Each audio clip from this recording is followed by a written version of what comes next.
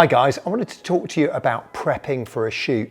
Now, prepping for a shoot is really crucial and it's often really overlooked. So the first thing I do when prepping for a shoot is the research on the talent. So what does that mean? Well, it means the night before the shoot, or maybe even the week before the shoot, I'm going to do a deep dive on what's going on with the talent, what's happened to them. And by the talent, by the way, I mean the celebrity or the person that I'm photographing. Have they just won an accolade? Have they recently had their head shaved? Do they look really different?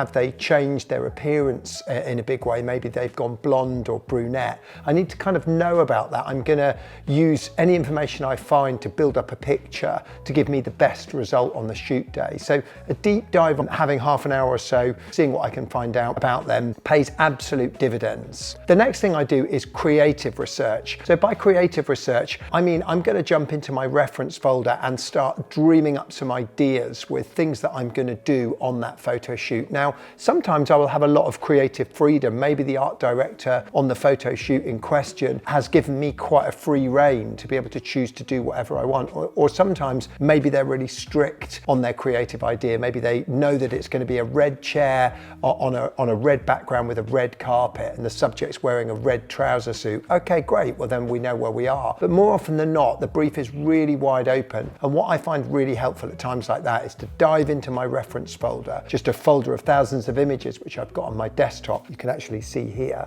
I dive into my reference folder and start coming up with some ideas. Third thing is shot list. So once I've dreamt up some creative ideas, let's say I know that shot one's going to be with a black jacket against a distressed black wall that I found that I know in advance is outside the photo studio. Maybe I've done a Google Street View and realized that there's a lovely black painted wall. So I know I'm going to use a black jacket against the black wall for shot one.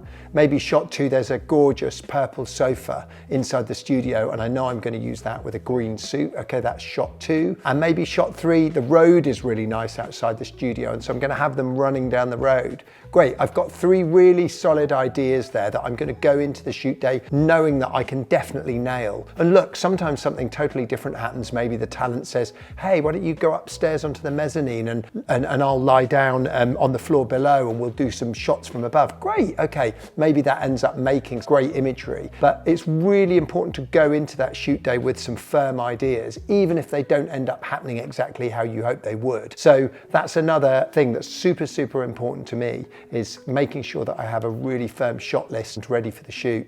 So that's research on the talent. Have you done your research to find out what they're up to? What are they doing? What's going on in their life? How they look? Secondly, creative research. Have you gone through your reference folder and dreamt up some great ideas that you're going to do on the day?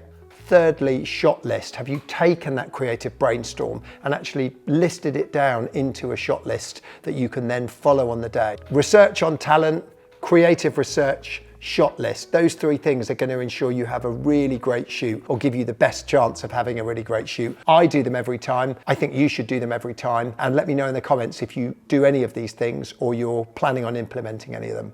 See you next time.